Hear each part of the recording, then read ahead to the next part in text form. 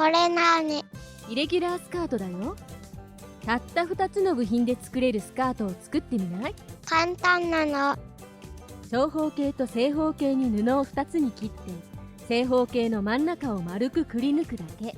布を切るのはこれだけなんだよ。これでいいの。身長と布の幅による丈の目安です。115センチ幅の生地で作った場合、145センチ幅の生地で作った場合、85センチの正方形で作った場合、身長110センチ以上は100センチ以上の正方形で作るといいですね。幅の狭い生地はパニエと合わせたり、2枚重ねて作ると長さを補えるよ。布の切り方、スカート部分、布の横幅と同じ長さの正方形に切ります。110センチ幅の生地なら110センチに切ります。布を4つに折りたたんでください。ずれないように端をマスキングテープで固定してください。折り山の角から A センチの弧を描きます。あくまで手軽で簡単な方法なので、できるだけ精密に作りたい場合は型紙を作ってください。洋裁メジャーは狙ったところで固定できません。自分の描きたい弧の長さのところにマスキングテープを貼って固定してください。マスキングテープを輪っかにします。両面テープ状にしてメジャーの裏に貼ります。メジャーの0センチのところにチャコペンを貼ります。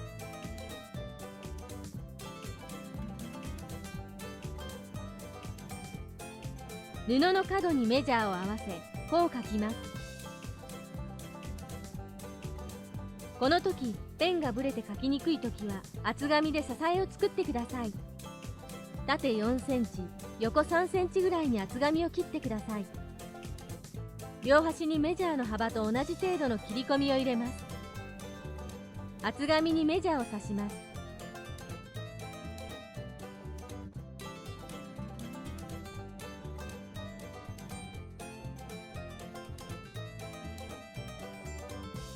マスキングテープで固定してください。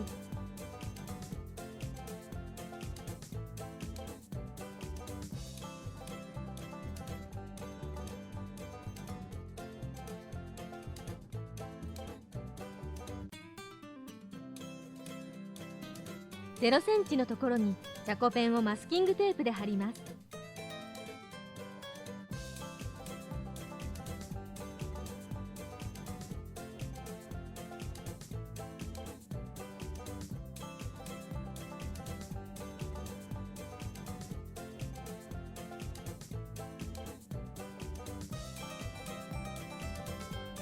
これだけで安定感が変わりますよ。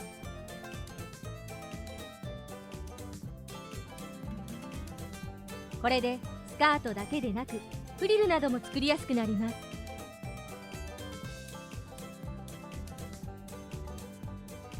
折ったまま弧を切ります。ベルト、横 B センチ、縦 C センチに切ります。これで布を切るのは終わったよ。あっという間だった。やったー、すぐに縫えるぞ。スカートとベルトに4箇所切り込みを入れます。折り目に5ミリ切り込みを入れて印にします。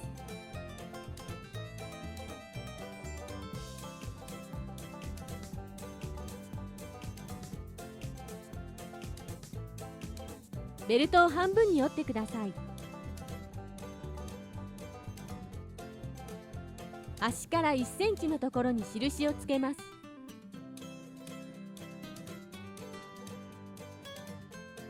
折り目に印をつけます。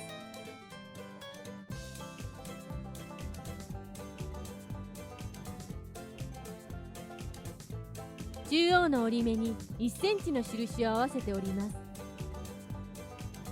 折り目に印をつけます。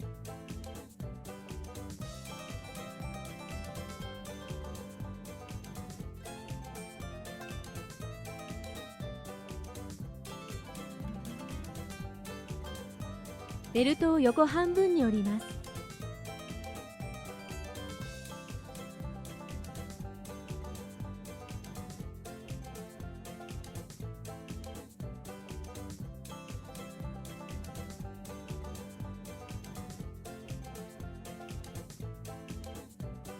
ベルトを縦半分に折ってください。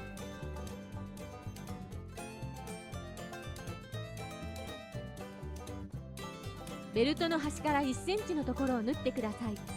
切れ目の印を入れてない方を2センチ開けておきます。縫い代を左右に広げます。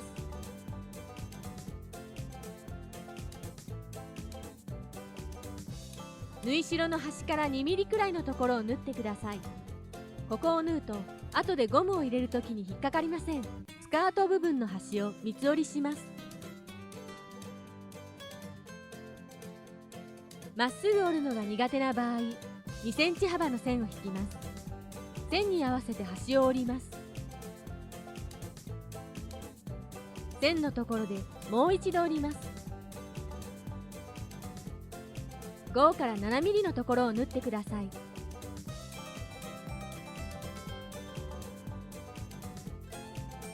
厚みを抑えるため角を2センチくらい斜めに切ります。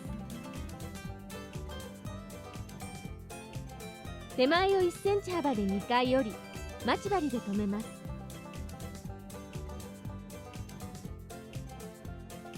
端だけ洗濯バサミや待ち針で固定します。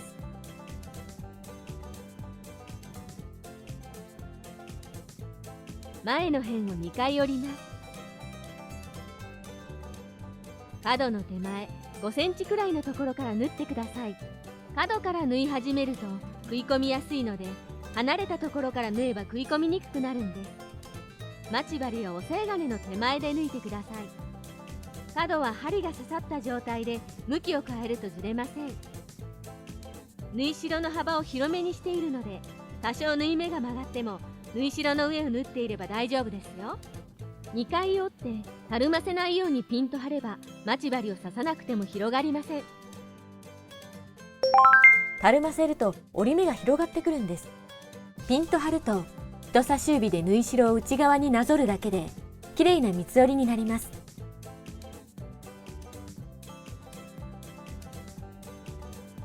角の5センチ手前で止まってください。そのまま縫った後、次の辺を三つ折りすると押さえに押されて次の折り目が広がるんですね。なので先に手前の辺を三つ折りして、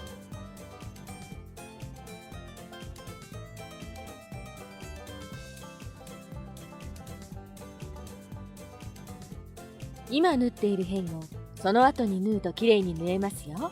たるませると折り目が広がってくるんです。家庭用ミシンは針の落ちる穴が大きいので、角が穴に食い込みやすいんです。だから角じゃないところから縫い始めるといいですよ。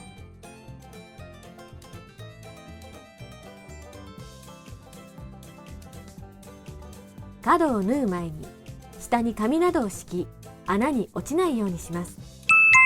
この時セロファンを使うと後で取り除きやすいですよ。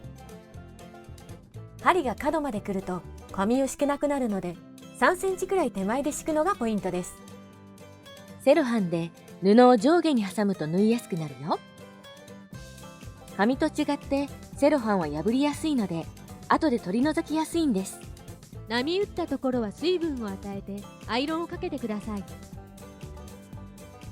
アイロンを滑らせると型崩れします。アイロンは持ち上げて移動させると伸びません。ベルトを半分に折ります。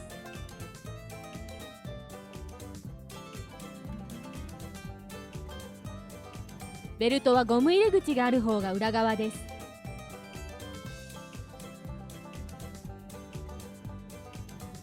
ベルトとスカートを表同士が内側になるように重ねてください。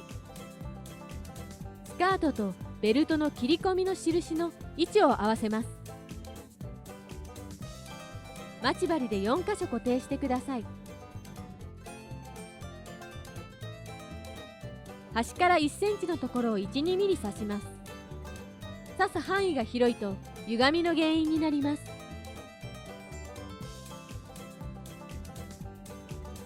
印の中間を5センチくらいの間隔で待ち針を刺します。1センチ幅で縫います。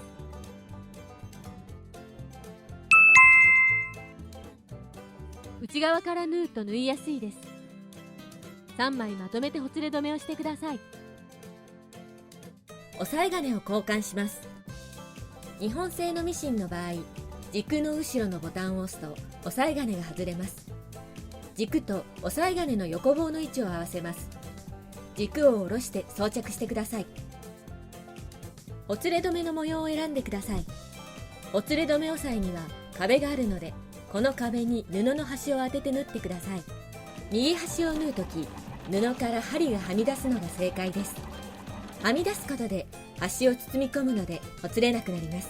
いろいろあってどの押さえ金に変えるのかわからない場合、模様のそばに対応した押さえ金の記号が書いてあります。同じ記号のものに取り替えてください。ゴムを入れます。幅広ゴムを入れる場合は安全ピンを使います。ゴムの端を折り、安全ピンを刺すと裂けにくくなります。ねじれないようにゴムを入れます。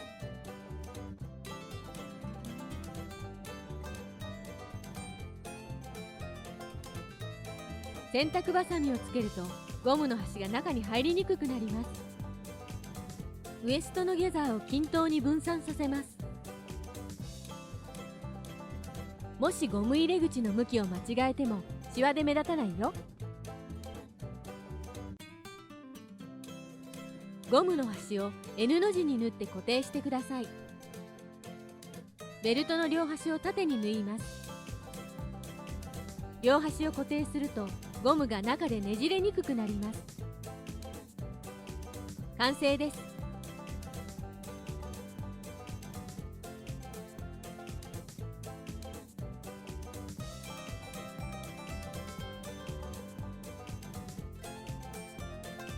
この動画の内容は覚えなくていいんです。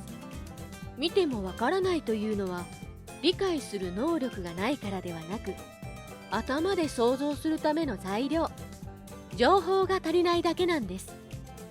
だからその情報を増やすためには、覚えるのではなく、実際に作業をしながら動画を一時停止して同じように真似をしてみてください。手を動かすのが先です。情報が揃えば理解は後からついてきますよ。もっと洋裁のことを知りたい、いろいろ作りたいという方は洋裁工房をフォローしてね。